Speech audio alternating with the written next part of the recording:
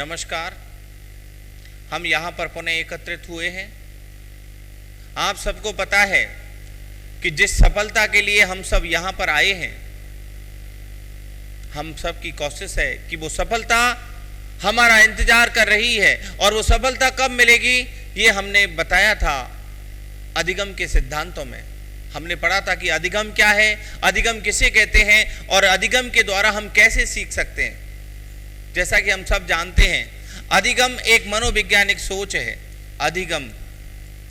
अधिगम दो शब्दों से मिलकर बना है, अधि प्लस गम। अधि का मतलब यहां पर होता है अंदर से किसी चीज को ग्रहण करना। अंदर से जब हम कोई ज्ञान को ग्रहण करते हैं, जब हम किसी ज्ञान का अर्जन करते हैं, वही हमारा अधिगम होता है। और हमने देखा था अधिगम में मनोवैज्ञानिक दृष्टिकोण से हम जानते हैं कि अधिगम के बाद हम सिद्धांतों की चर्चा करते हैं। सिद्धांत क्या होते हैं, आपने सबने सुना है कि सिद्धांत के नाम से हम सब परिचित हैं, लेकिन सिद्धांत को हम जानते हैं कि अंग्रेजी में प्रिंसिपल्स के नाम से जानते हैं। अंग्रेजी में सिद्धांत को हम प्रिंसिपल कहते हैं। सिद्धांत से मतलब होता है, हमने पता है कि सिद्धांत किसे कहते हैं, आप सबको पता है। सिद्धांत से मतलब है हमारे अंदर जो चीजें हैं उनका हम जब बार बार प्रयोग करें, उन चीजों को हम दोहराएं और उनका निष्कर्ष जब एक ही आए तो हम समझ लेते हैं कि वो सिद्धांत नियम बन जाते हैं और उन नियमों को ही हम सिद्धांत कहते हैं, प्रिंसिपल। तो हमारे अधिगम के सिद्धांतों की हम चर्चा करने जा रहे हैं आज की क्लास में। अधिगम के सिद्धांतों में हम जो पहला सिद्धांत लेते हैं, अमेरिका के प्रसिद्ध मनोवैज्ञानिक थे और जिनका नाम था थॉर्नडाइक महोदय। थॉर्नडाइक का नाम आप सबने सुना है। थॉर्नडाइक से मतलब है अमेरिका, और थॉर्नडाइक को अमेरिका का प्रसिद्ध पशु मनोवैज्ञानिक भी कहा जाता है। प्रसिद्ध पशु मनोवैज्ञानिक थे भैया ये थॉर्नडाइक के बारे में कहा जाता है कि थॉर्नडाइक को शिक्षा मनोविज्ञान का जनक भी कहा जाता है। शिक्षा मनोविज्ञान का जनक किसे कहते हैं, थॉर्नडाइक अमेरिका के रहने वाले थे और 1898 ईस्वी में इन्होंने पशुओं पर अपने प्रयोग किए और एक अपनी शोध पत्र निकाला जिसका नाम था एनिमल इंटेलिजेंस। और उसमें हमें पता चला कि थॉर्नडाइक ने एनिमल्स जंतुओं पर प्रयोग करके और मनोविज्ञान से उनका रिश्ता जोड़ा और उनकी मनोवैज्ञानिक नजरिए से उनका अध्ययन किया और जो अधिगम के क्षेत्र में एक क्रांतिकारी परिवर्तन था। आइए हम जानते हैं, हमें ये पता है कि थॉर्नडाइक अमेरिका के थे, वो पहले प्रसिद्ध पशु मनोवैज्ञानिक थे और शिक्षा मनोविज्ञान का उन्हें जनक कहा जाता है। इसी बीच में थॉर्नडाइक ने 1913 में अपनी एक प्रिय पुस्तक लिखी जिसका नाम था एजुकेशन साइकोलॉजी के रचनाकार थे थॉर्नडाइक। 1913 में ये किताब उन्होंने लिखी और उसमें बताया कि किस तरह जो जंतुओं की मनोविज्ञान है वो मानव को सीखने में मदद कर सकती है। थॉर्नडाइक ने इस अधिगम के क्षेत्र में एक सिद्धांत दिया जिसका नाम था उद्दीपन अनुक्रिया। देखिए साहब, उद्दीपन अनुक्रिया का सिद्धांत दिया। उद्दीपन को हम प्रेरक भी कह सकते हैं। उद्दीपन का हम अलग नाम प्रेरक के नाम से भी जान सकते हैं। प्रेरक क्या होता है कि हमें किसी कार्य को करने के लिए प्रेरित करता है, हमें किसी कार्य को पूरी तन्मयता से, पूरी एकाग्रता से करने के लिए हमें ये चैन से नहीं बैठने देता, ये होता है प्रेरक, जिसे हम उद्दीपक या उद्दीपन कह सकते हैं। और उसके बाद हम जो उसके प्रति कार्य करते हैं, उस उद्दीपन के कारण, उस उद्दीपक के कारक जो हम कार्य करते हैं उसे हम कहते हैं अनुक्रिया। अब भैया इनका जो रिलेशन है दोनों का, उद्दीपन और अनुक्रिया में, वो रिलेशन कहलाता है बंध। उद्दीपन और अनुक्रिया के बीच में जो रिलेशन होता है उसे कहते हैं बंध। बंध को हम संबंध के नाम से भी जानते हैं। अब देखिए भैया, ये जो उद्दीपन, ये जो बंध है, ये बंध दो प्रकार का हो सकता है, स्वाभाविक बंध, और दूसरा जो प्रकार होता है उसका नाम होता है अस्वाभाविक बंध। स्वाभाविक जो बंध है उसे हम प्राकृतिक भी कह सकते हैं और अस्वाभाविक जो बंध है इसे हम अप्राकृतिक भी कह सकते हैं। जब हमने ये देखा कि स्वाभाविक जो बंध है उसे हम प्राकृतिक बंध भी के नाम से भी जान सकते हैं, अस्वाभाविक बंध को हम अप्राकृतिक बंध के नाम से भी जान सकते हैं। एजुकेशन साइकोलॉजी में इन्होंने बताया कि उद्दीपन, मान लीजिए उद्दीपन करने वाला व्यक्ति, मान लीजिए उद्दीपन क्या होता है, जैसे हम समझते हैं, जैसे हम कोचिंग संस्थान में सुबह पहले प्रातःकाल आए और आने पर हमने देखा कि हम जैसे ही कोचिंग संस्थान की सीढ़ियों पे चढ़े तो वहां हमें हजार रुपए के नोट या 500 के नोट जो सीढ़ियों पर पड़े मिले। हमने अचानक हमारी निगाह उन पर गई और हमने उन नोटों को उठाया, लेकिन अगले दिन हम जैसे ही कोचिंग में एंटर हुए तो हमने, हमारी जो निगाहें कहाँ आए, नीचे, हम नीचे की तरफ देख के आ रहे हैं। तो उद्दीपक, हमारा जो पहले दिन जो उद्दीपन हुआ उन नोटों के कारण, अगले दिन उसके कारण हमने कोचिंग की सीढ़ियों पर चढ़ते समय हमारी निगाह कहाँ गई, नीचे। लोगों ने हमसे पूछा, अरे भाई साहब नीचे देख के क्यों चल रहे, तो हमने कहा भाई साहब बस ऐसे ही। लेकिन जो नोट थे, जो प्रेरक थे, उसके कारण मेरी जो निगाहें थी वो वहीं नीचे की ओर गड़ गई। और थांडाइक ने यही समझाने का प्रयास किया कि ये जो बंध पाए जाते हैं ये स्वाभाविक और अस्वाभाविक होते हैं। स्वाभाविक जो बंध है, स्वाभाविक बंध होने पर, मतलब किसी चीज के प्रति हम जब स्वाभाविक हो जाते हैं तो उसे ही कहते हैं संबंध। संबंध को हम क्या कहते हैं, संबंध को बोलिए क्या कहते हैं, संबंध को रिलेशन। रिलेशन होता है हमारा संबंध। जब हमारी आपस में चीजें बंध जाती हैं तो हमारा रिलेशन बनता है। जब हम याद करिए दोस्तों, जब तुम 8वीं क्लास, 6ठी क्लास या 5वीं क्लास में पढ़ा करते थे तो तुम्हारे सहपाठियों से तुम्हारे किस तरह संबंध हो गए, मतलब किस तरह उनसे जुड़ाव हो गया, वो कैसा था, तुम्हारी निगाह उनसे मिली, तुम्हारी नजरें 2 और 2 4 हुई और तुम्हारी नजरों का ये जो बागपन था वो तुम्हारा रिलेशन बन गया, उसे कहते हैं संबंध। और ये संबंधवाद का सिद्धांत, उद्दीपन जो अनुक्रिया का सिद्धांत है, इसे हम संबंधवाद का सिद्धांत भी इसीलिए कहते हैं।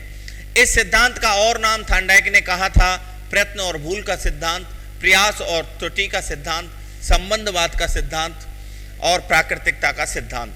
ये सिद्धांत के नाम थे।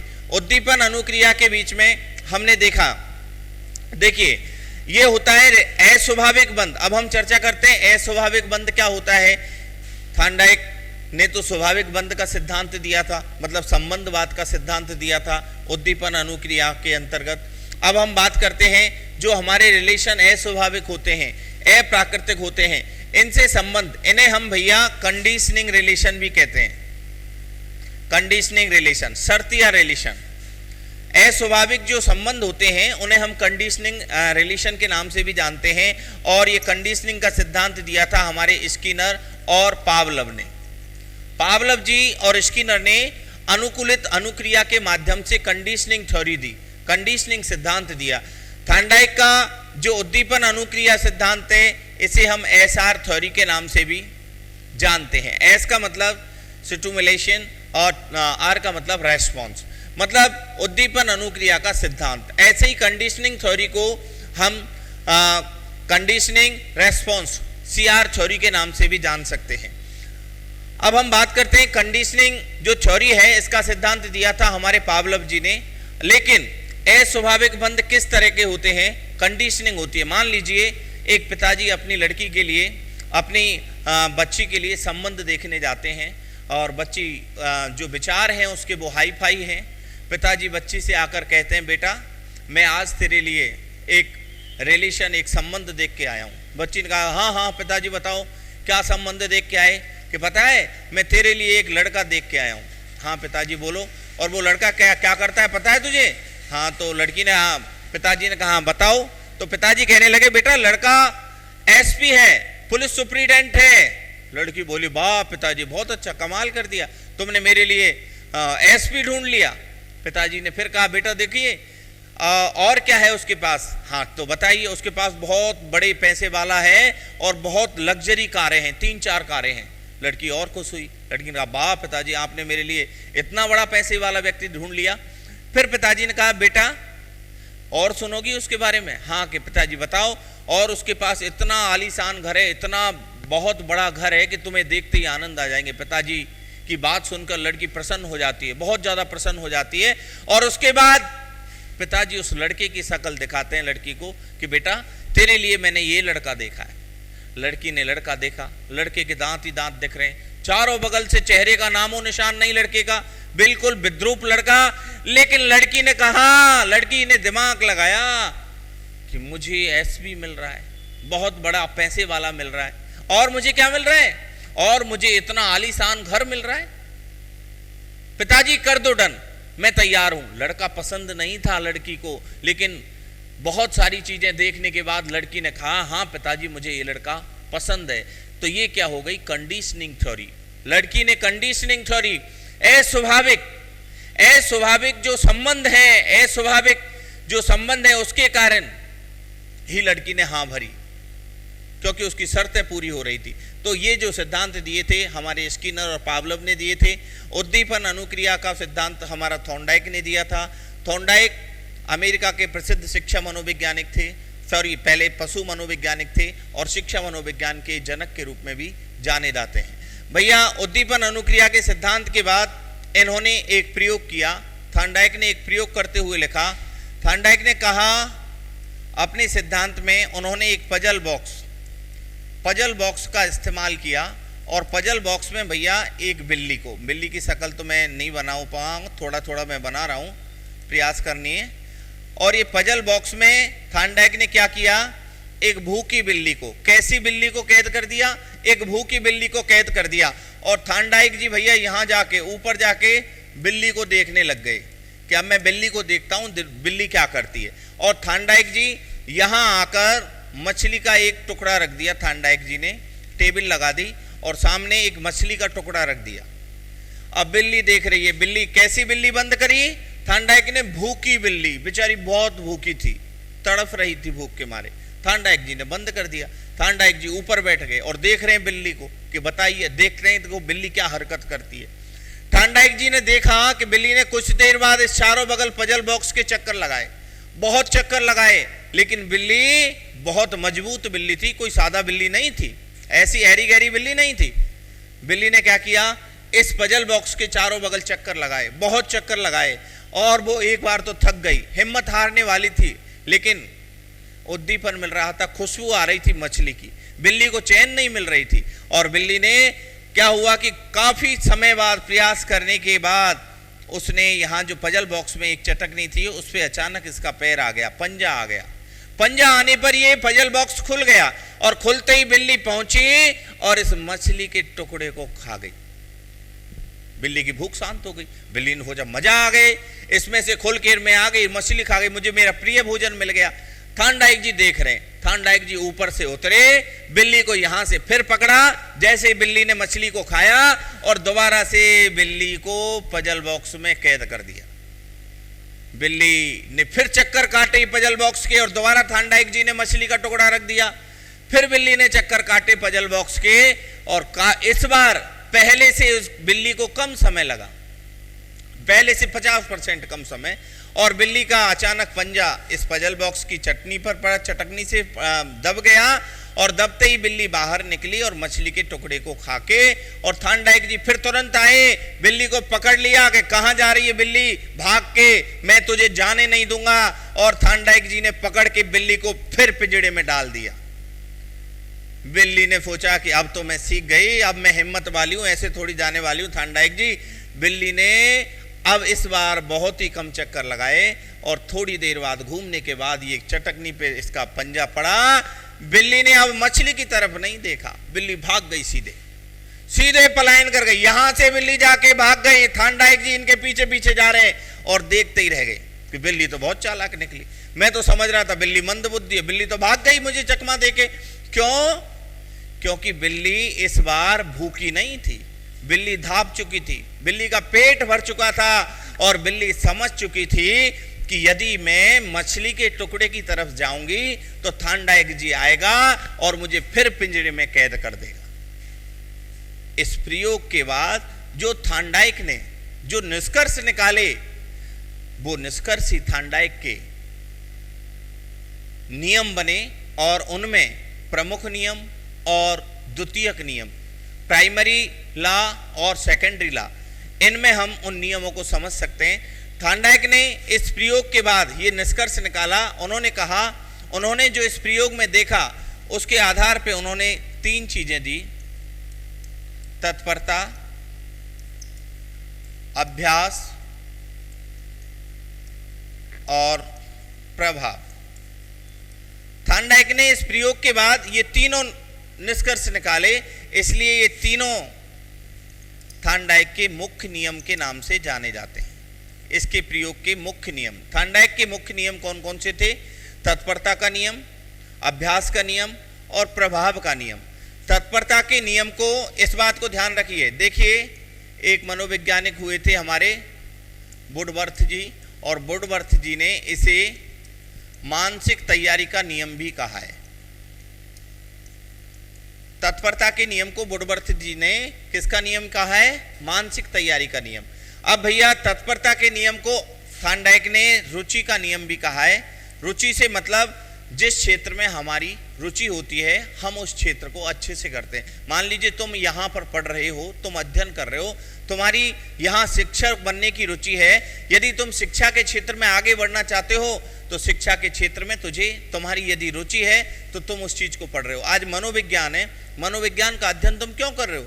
तुम्हें पता है कि भैया शिक्षक बनेंगे तो मनोविज्ञान आएगी। अब कोई आरएस का स्टूडेंट होता और मैं उससे कहता भैया मनोविज्ञान पढ़, मैं जबरदस्ती उसे पढ़ाता तो क्या वो पढ़ लेता? नहीं पढ़ता ना। शिक्षा मनोविज्ञान हमें पता है कि हमारी शिक्षा के सिलेबस में आएगी, इसलिए हम शिक्षा मनोविज्ञान का अध्ययन कर रहे हैं। तो किसी भी चीज में यदि हमारी रुचि होगी तभी हम उस कार्य को करने के लिए तत्पर होंगे। तत्पर मतलब तैयार होंगे। तो थार्नडाइक ने इस प्रयोग के बाद ये निष्कर्ष निकाला, जो मुख्य नियम बना तत्परता का नियम। यदि कोई बालक, मान लीजिए प्रश्न हमसे पूछा जाता है, मान लीजिए कोई बालक मान लीजिए अपने शिक्षक बनना चाहता है और वो पढ़ाई के लिए तत्पर है, तो वो क्यों तत्पर है? रुचि के कारण, उसकी रुचि उसमें डेवलप है क्योंकि वो शिक्षक बनना चाहता है।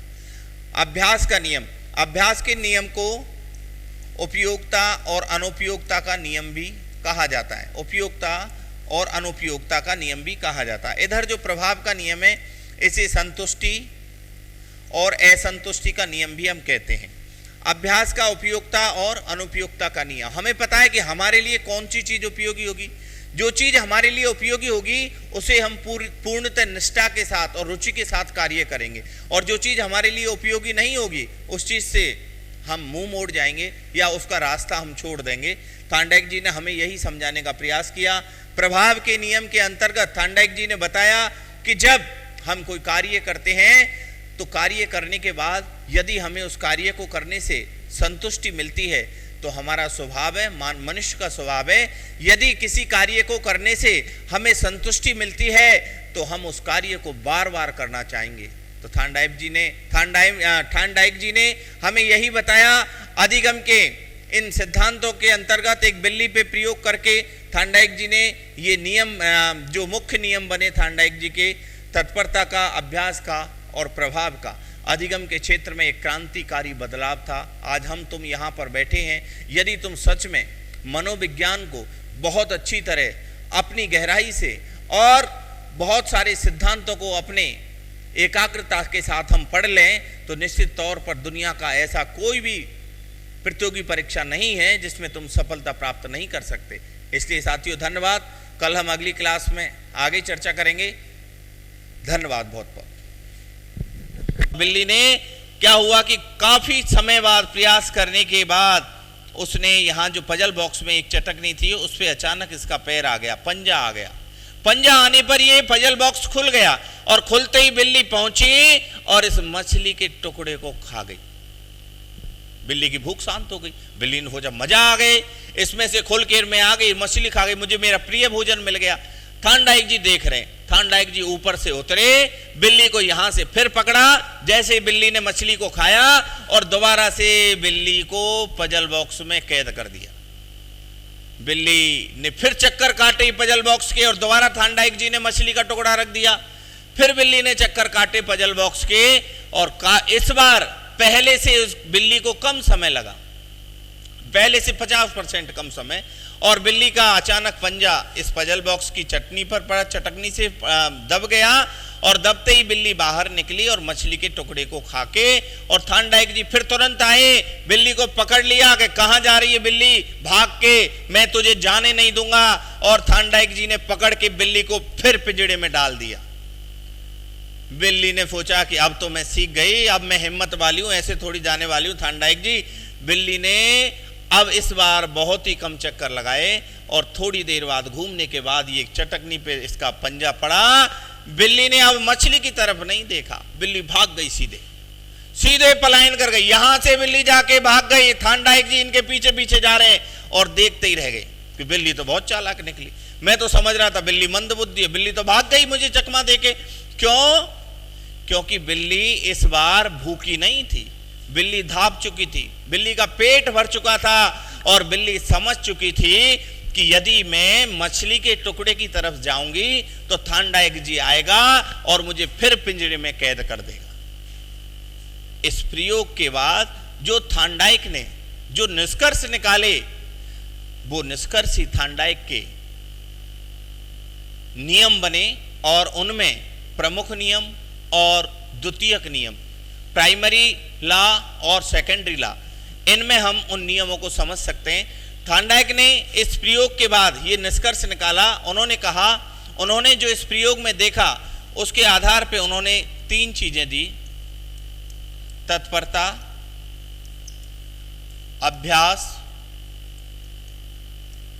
और प्रभाव। थांडाइक ने इस प्रयोग के बाद ये तीनों निष्कर्ष निकाले, इसलिए ये तीनों थांडाइक के मुख्य नियम के नाम से जाने जाते हैं। इसके प्रयोग के मुख्य नियम, थांडाइक के मुख्य नियम कौन कौन से थे? तत्परता का नियम, अभ्यास का नियम और प्रभाव का नियम। तत्परता के नियम को, इस बात को ध्यान रखिए, देखिए एक मनोवैज्ञानिक हुए थे हमारे वुडवर्थ जी, और वुडवर्थ जी ने इसे मानसिक तैयारी का नियम भी कहा है। तत्परता के नियम को वुडवर्थ जी ने किसका नियम कहा है? मानसिक तैयारी का नियम। अब भैया तत्परता के नियम को थांडाइक ने रुचि का नियम भी कहा है। रुचि से मतलब जिस क्षेत्र में हमारी रुचि होती है हम उस क्षेत्र को अच्छे से करते हैं। मान लीजिए तुम यहाँ पर पढ़ रहे हो, तुम अध्ययन कर रहे हो, तुम्हारी यहाँ शिक्षक बनने की रुचि है, यदि तुम शिक्षा के क्षेत्र में आगे बढ़ना चाहते हो तो शिक्षा के क्षेत्र में तुम्हारी यदि रुचि है तो तुम उस चीज को पढ़ रहे हो। आज मनोविज्ञान है, मनोविज्ञान का अध्ययन तुम क्यों कर रहे हो? तुम्हें पता है कि भैया शिक्षक बनेंगे तो मनोविज्ञान आएगी। अब कोई आरएस का स्टूडेंट होता और मैं उससे कहता भैया मनोविज्ञान पढ़, मैं जबरदस्ती उसे पढ़ाता तो क्या वो पढ़ लेता? नहीं पढ़ता ना। शिक्षा मनोविज्ञान हमें पता है कि हमारी शिक्षा के सिलेबस में आएगी, इसलिए हम शिक्षा मनोविज्ञान का अध्ययन कर रहे हैं। तो किसी भी चीज में यदि हमारी रुचि होगी तभी हम उस कार्य को करने के लिए तत्पर होंगे। तत्पर मतलब तैयार होंगे। तो थांडाइक ने इस प्रयोग के बाद ये निष्कर्ष निकाला, जो मुख्य नियम बना तत्परता का नियम। यदि कोई बालक, मान लीजिए प्रश्न हमसे पूछा जाता है, मान लीजिए कोई बालक मान लीजिए अपने शिक्षक बनना चाहता है और वो पढ़ाई के लिए तत्पर है, तो वो क्यों तत्पर है? रुचि के कारण, उसकी रुचि उसमें डेवलप है क्योंकि वो शिक्षक बनना चाहता है। अभ्यास का नियम, अभ्यास के नियम को उपयोगिता और अनुपयोगिता का नियम भी कहा जाता है। उपयोगिता और अनुपयोगिता का नियम भी कहा जाता है। इधर जो प्रभाव का नियम है इसे संतुष्टि और असंतुष्टि का नियम भी हम कहते हैं। अभ्यास का उपयोगिता और अनुपयोगिता का नियम, हमें पता है कि हमारे लिए कौन सी चीज उपयोगी होगी। जो चीज हमारे लिए उपयोगी होगी उसे हम पूर्णतः निष्ठा के साथ और रुचि के साथ कार्य करेंगे, और जो चीज हमारे लिए उपयोगी नहीं होगी उस चीज से हम मुंह मोड़ जाएंगे या उसका रास्ता हम छोड़ देंगे। थांडाइक जी ने हमें यही समझाने का प्रयास किया।